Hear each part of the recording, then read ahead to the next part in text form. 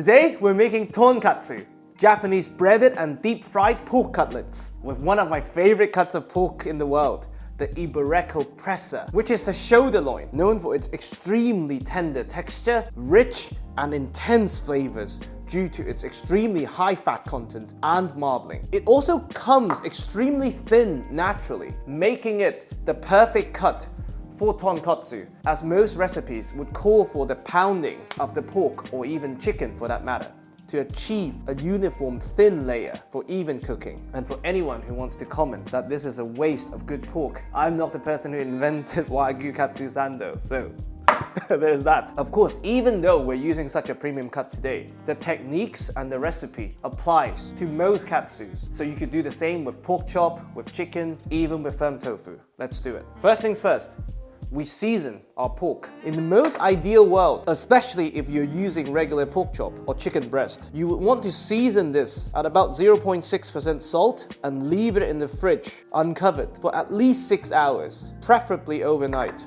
But since the presser is very forgiving, we can afford to do it just before cooking. Perfect.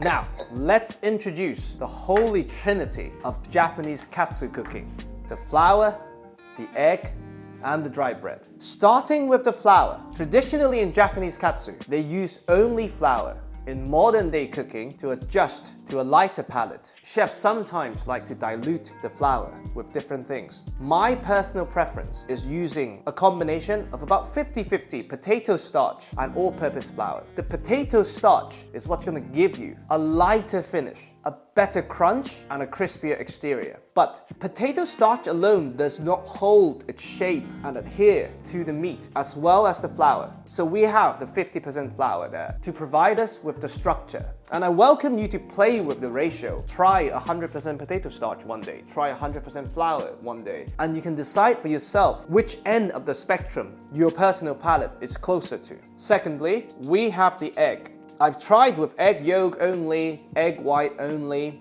but whole egg wins. Because yes, the egg white would give you a lighter finish, a crispier finish, but the egg yolk is what's going to give you the richness and that color you associate with katsu. So, whole eggs and Japanese panko. Japanese panko differs from regular breadcrumbs you could buy in the supermarket, mainly for two reasons. One, they are way more coarse, giving you a crunchier, airier finish. And secondly, they're made from crustless bread, so only the white part of the bread gets used, again, giving you an airier finish. And one additional point that I forgot to mention is that they tend to be on the drier side than regular store-bought crumbs. So if crunch is what you're solving for, even for non-Japanese dishes, I highly recommend you giving them a try. With the holy trinity out of the way, the cooking is very simple. So let's do it. Stove on.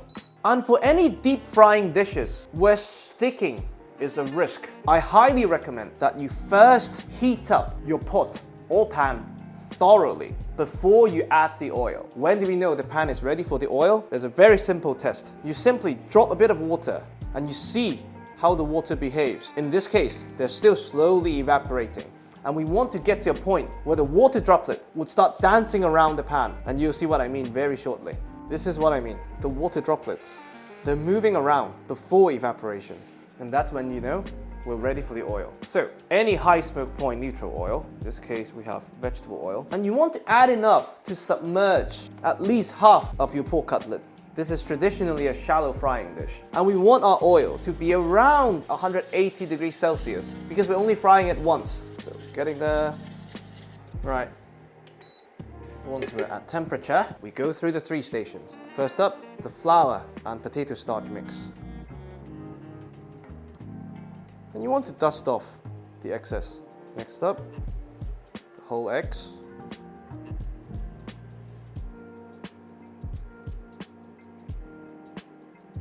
Next up, the panko.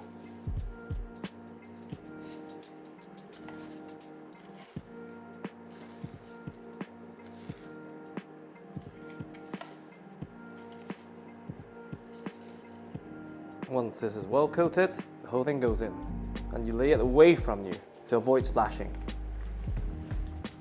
Now, Ibareko Pressa traditionally is a very forgiving joint. So we're primarily solving for the golden crust. But to get the best out of this cut, for me, the optimal temperature after resting for the tonkatsu is around 61 to 63 degrees Celsius, just fully cooked. I personally don't think this is a dish you want to have the pork too pink. As you can see, because we went through the extra step of waiting for the pan to become hot enough, this is an instant non-stick to help the other side get started. And you want to play with the stove to keep it at around 170, because the moment you added that huge chunk of cold meat, the temperature would drop quite dramatically. If you're using a much thicker cut and you like it that way, for me, it's best to solve for the crust while frying, because you can always finish the cooking in the oven, which will keep the crust crispy and dry, and you have much more control over the doneness of your meat. Perfect. Now, about a couple of minutes, we very carefully lift and we turn. Beautiful. And if you're not cooking in batches, you can really baste and help the pale bits to get golden brown. Once again, the other side, already non-stick. By the way, if you're hosting and doing this in batches, make sure you clean the oil in between. Otherwise, the later batches, they get too dark, unpleasantly dark. Perfect. Now we check on the other side, mainly for the color. Nope, not yet. Now, once you're very happy with the color, you probe the thickest part of the pork. So we're at 59 Celsius, so the pork can definitely come out. Stove off. And here I've lined this baking tray with a cake rack, just to help us get rid of the excess fat. That is beautiful. Now, while this is resting, A, to drain off the excess fat, B, to prevent it from steaming itself, I like to grab a bit of tin foil just to elevate one side of the rack. At the end of the other side of the rack, I like to add a bit of kitchen towel just to make the smallest contact, and this would help us start draining the fat away without making any of this beauty soggy. So just a couple of minutes and we can plate. While tonkatsu is resting away, I want to show you my version or my take on the traditional tonkatsu sauce, which for me personally, it's a bit too much on the sweet side. So we have three extremely simple ingredients. We have Japanese mayonnaise, which is made from 100% egg yolk, giving you this richer egg yolky finish with a very good balance of acidity and umami. We have store-bought Marmite, packaging kept for obvious reasons. This would give you a very strong, salty umami goodness. The flip side is you can't add too much because then the whole thing would take yeasty. So just a tiny bit. This is an acquired taste, so start with just a tiny bit and see how much you want to add. And to balance that and bring that tangy, sweet and slightly fruity note to the party, we have some Worcester sauce, which again is the key ingredient in traditional tonkatsu sauce. For me, this is a more savory version of that sauce, but tonkatsu sauce nowadays have such high store-bought qualities that if you want to give the traditional version a try, you can probably buy it from the supermarket. And you really want to work this Marmite in. Once the Marmite has been fully worked in, then we taste.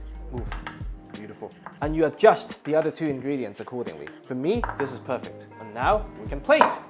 Just like any katsu, here we have shaved Hispi cabbage, just to provide a bit of crunch and balance. And moment of truth, this beauty comes back to the party. Perfect. Look at that, beautifully cooked. You can still see the marbling.